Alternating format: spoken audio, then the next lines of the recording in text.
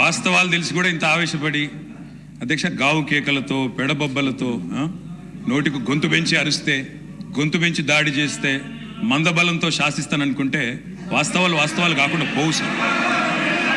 పాలమూరులో గంజి కేంద్రాలు వాస్తవం, పాలమూరులో గంజి కేంద్రాలు వాస్తవం, తెలంగాణలో నెత్తురు బారిన నేలలు వాస్తవం, నెర్రెలు బారిన నేలలు వాస్తవం, కరెంటీ అని మాట వాస్తవం, 14 లక్షల వలసలు వాస్తవం. అధ్యక్ష ఇవన్నీ కాంగ్రెస్ పాలనకు తార్కాణాలు అధ్యక్ష, నేను చెప్పడం లేదు అధ్యక్ష ఎవరో కాదు అధ్యక్ష, గౌరవ ముఖ్యమంత్రి రేవంత్ రెడ్డి గారు మాట్లాడిన రికార్డు అసెంబ్లీలో అధ్యక్ష కాంగ్రెస్ పరిపాలన గురించి గౌరవ ముఖ్యమంత్రి రేవంత్ రెడ్డి గారు మాట్లాడిన మాటలు వారి మాటలు చెప్తా అధ్యక్ష వారు చెప్పినారు రేవంత్ రెడ్డి గారు, ఇది 2014-25 జూన్ అధ్యక్ష, వారి మాటలు నేను కోట్ చేస్తా ఉన్నా, అసెంబ్లీ రికార్డు అధ్యక్ష.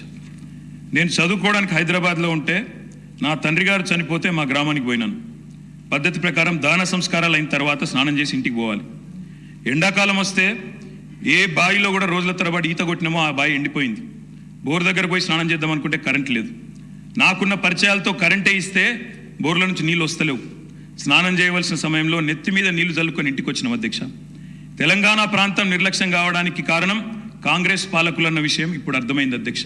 ఇది నేను కాదు అధ్యక్ష, రేవంత్ రెడ్డి గారు చెప్పిన మాట, మీ ముఖ్యమంత్రి గారే చెప్పినారు అధ్యక్ష, నేను చెప్పడం కాదు. నేనేమంటున్నా అధ్యక్ష, మీరు దాచేస్తే దాగని సత్యాలు విచరిత్రులు అధ్యక్ష. ఇట్లా నిమిషానికి ఒకసారి ఇంటరప్ట్ చేస్తే ఎట్లా అధ్యక్ష? ఇంత ఆవేశం ఎందుకు?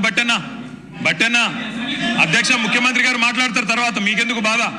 బట్టి గారు ఇంత బాధపడితే కష్టం. ఇందిరమ్మ పాలన గురించి రేవంత్ రెడ్డి గారు చెప్పిన మాట ఇది. ఇంకా చాలున్నాయి రేవంత్ రెడ్డి గారు చెప్పిన మాటలు, చెప్పమని చెప్తా.